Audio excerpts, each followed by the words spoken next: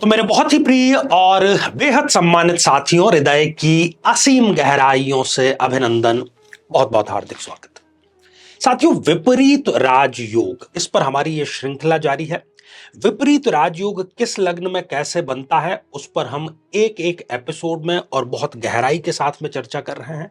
यदि अभी तक आपने अपने लग्न से संबंधित एपिसोड नहीं देखा है तो यहां आई बटन में हमने आपको उसका लिंक प्रोवाइड कराया है, जाकर के जरूर देखें। और यदि आप भी जानना चाहते हैं कि क्या कोई राजयोग आपकी जन्म पत्रिका में है, अभी जिस प्रॉब्लम, जिस समस्या, जिस पीड़ा से आप जूझ रहे हैं, कब तक वो चलेगी, क्या उसका समाधान है, तो आप स्वयं मुझसे मिल सकते हैं। आगामी दिनों में मैं स्वयं इन शहरों में उपस्थित रहूंगा और यदि आप चाहें तो टेलीफोनिक अपॉइंटमेंट भी अपना बुक करा सकते हैं। साथियों, यहां पर हमने लिखा हुआ है विपरीत राजयोग। विपरीत हिंदी का शब्द है, अंग्रेजी में इसको कहेंगे हम अपोजिट, उल्टा। अब इसको ऐसी स्थिति में समझ लेते हैं कि कई बार भाग्य इतना प्रबल होता है किसी आदमी का कि वो बुरे हाल में भी बहुत कुछ अचीव कर लेता है। हाल उसके विपरीत है लेकिन उसने अचीवमेंट बहुत बड़े बड़े कर लिए हैं। उसकी परिस्थितियां खराब है, उसकी स्थितियां खराब है, कोई उसका साथ देने वाला नहीं है, लेकिन फिर भी वो लक्ष्य न केवल निर्धारित करता है बल्कि उसको प्राप्त भी करता है। ऐसी ही कुछ स्थितियां विपरीत राजयोग में घटित होती है। साथियों, विपरीत राजयोग किसी भी लग्न कुंडली का हो, उसमें दो शर्तें एक साथ में पूरी होना आवश्यक है। शर्त नंबर एक, कि जो त्रिक भाव का स्वामी है वो त्रिक भाव में विराजमान है। त्रिक भाव ज्योतिष में इसको कहा गया है, इसको कहा गया है, इसको कहा गया, अर्थात छठे, आठवें और 12वें भाव को। तो इनका मालिक, इनका स्वामी, इनका लॉर्ड इनमें से ही कहीं में विराजमान हो, ये तो हो गई पहली शर्त। और दूसरी शर्त, जो लग्नेश है जन्म पत्रिका का, जिसके पास में लगाम है, वो अच्छी मजबूत स्थिति में प्लेस्ड हो। ये दोनों शर्तें यदि एक साथ में घटित हों तो ही हम कहेंगे कि विपरीत राजयोग यहां पर घटित हुआ और वो तभी अपने परिणाम प्रदान करेगा। आइए वृषभ लग्न की जन्म पत्रिका में हम आज चर्चा करते हैं और जानते हैं कि कौन कौन सी परिस्थितियों में विपरीत राजयोग घटित होता है। एक बहुत बड़ी गलतफहमी लग्नेश शुक्र को लेकर है, क्योंकि लग्नेश शुक्र इस जन्म पत्रिका में इस छठे त्रिक भाव का भी स्वामी है। अब कई लोग ये प्रश्न पूछेंगे कि आचार्य जी, यदि जो शुक्र है वो यदि छठे भाव में विराजमान हो जाए या आठवें भाव में विराजमान है या फिर इस 12th हाउस में विराजमान है, तो क्या विपरीत राजयोग घटित होगा? स्वयं लग्नेश है, नहीं होगा। इसलिए नहीं होगा क्योंकि पहली शर्त तो यहां पर पूरी हो रही है कि त्रिक भाव का मालिक त्रिक भाव में विराजमान है, लेकिन दूसरी शर्त यहां पर पूरी नहीं हो रही क्योंकि लग्नेश यहां पर डैमेज हो गया, खत्म हो गया, बलहीन हो गया, गलत स्थान पर चला गया। लग्नेश त्रिक भाव में चला गया, इसलिए शुक्र कभी भी यहां पर अच्छा रिजल्ट नहीं देगा और ना ही वहां पर विपरीत राजयोग की स्थितियां बनती है। बल्कि छठे भाव में यदि शुक्र विराजमान है तो वो आपको रोग देगा, ऋण देगा, शत्रु देगा। यहां पर वो आपको मृत्यु तुल्य कष्ट यहां पर प्रदान कर देगा। यहां खर्चे जरूरत से ज्यादा या विदेश में किसी प्रकार का धोखा ले जाकर के आपको जरूर देगा। तो ये तो हो गई पहली बात शुक्र को लेकर के। अब आ जाते हैं दूसरा जो त्रिक लॉर्ड है वो इस वृषभ लग्न में बनता है गुरुदेव। गुरुदेव की बात करते हैं।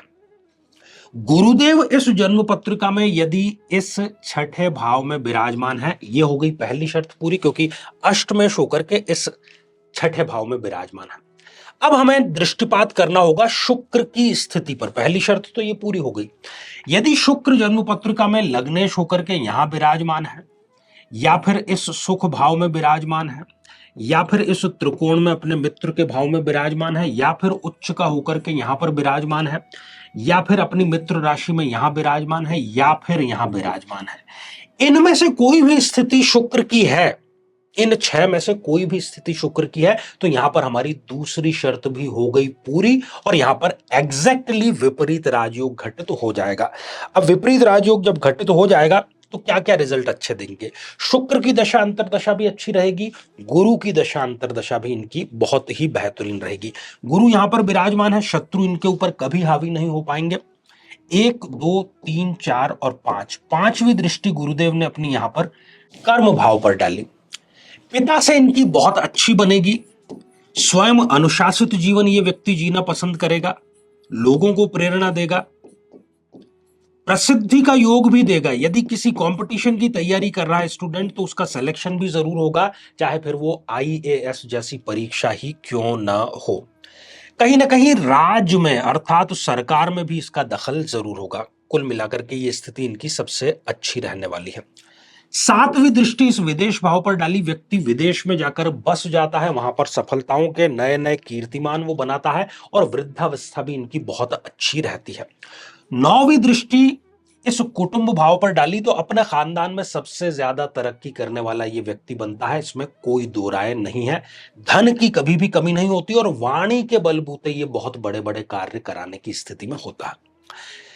साथ ही यदि गुरुदेव स्वग्रही होकर के इस अष्टम भाव में विराजमान हो जाए, ये शर्त, और इसके साथ में यदि शुक्र इन स्थितियों में से कहीं पर भी है, बहुत ही सुंदर इनकी गुरु की दशा जाने वाली होती है।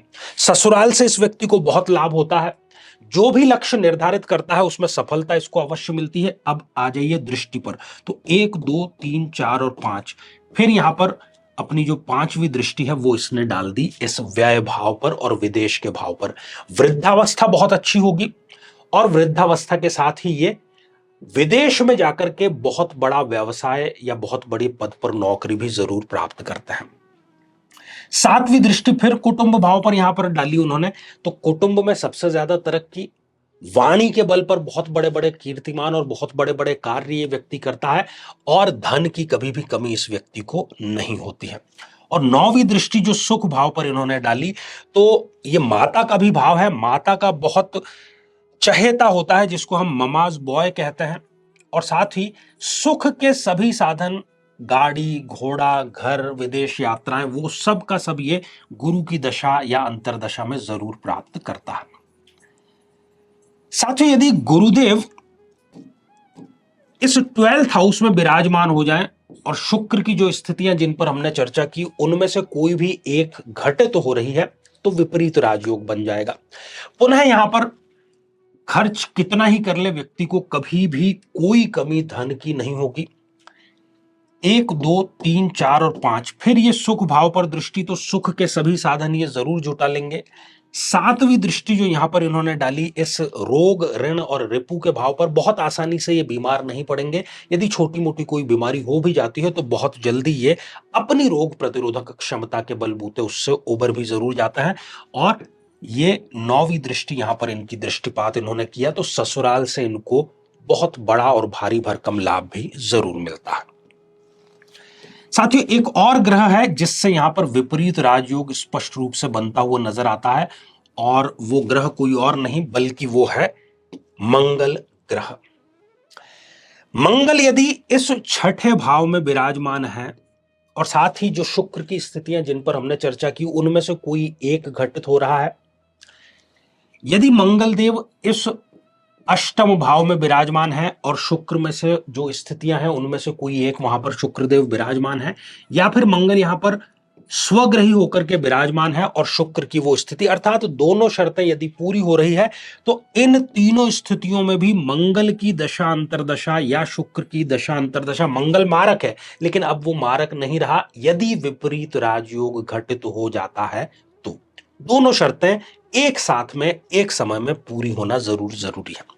यहां पर एक और बात ध्यान देने योग्य है कि जिस त्रिक भाव के लॉर्ड की हम बात कर रहे हैं, जिस लग्नेश की हम बात कर रहे हैं, उन दोनों की डिग्रियां अच्छी होनी चाहिए। पता चला कि 0 डिग्री का है या 1 डिग्री का है या फिर वयोवृद्ध डिग्रियों का है 28-29 डिग्रियों का, तब फिर विपरीत राजयोग घटित नहीं होता। यहां पे एक और बात गौर करने लायक है कि कोई भी जो ग्रह है वो अपनी दशा अंतरदशा, खास तौर पर अपनी महादशा में आपको रिजल्ट प्रदान करता है। कितना ही अच्छा ग्रह है, अच्छा भी रिजल्ट जब उसकी बारी आएगी अर्थात उसकी महादशा आएगी तब देगा। कितना ही बुरा ग्रह है वो भी अपना रिजल्ट तभी दे पाने की स्थिति में है जबकि उसका रिजल्ट देने का टाइम अर्थात महादशा आएगी। और एक सिद्धांत आप पकड़ करके चलिए, जिस किसी भी ग्रह की महादशा चल रही, लोगों को यह पता ही नहीं कि उनको महादशा कौन सी चल रही है, तो जो महादशा आपको चल रही है उस महादशा का मंत्र आपको जरूर जरूर जरूर नियमित रूप से जाप करना चाहिए, और यदि वो मारक है तो उससे संबंधित दान भी आपको नियमित रूप से जरूर करने चाहिए। तो साथियों श्रृंखला ये हमारी आगे भी जारी रहेगी। आज के लिए केवल इतना ही, और इसी मंगल कामना के साथ में कि आप सभी स्वस्थ, समृद्ध और शांतिपूर्वक जीवन व्यतीत करें। नमस्कार।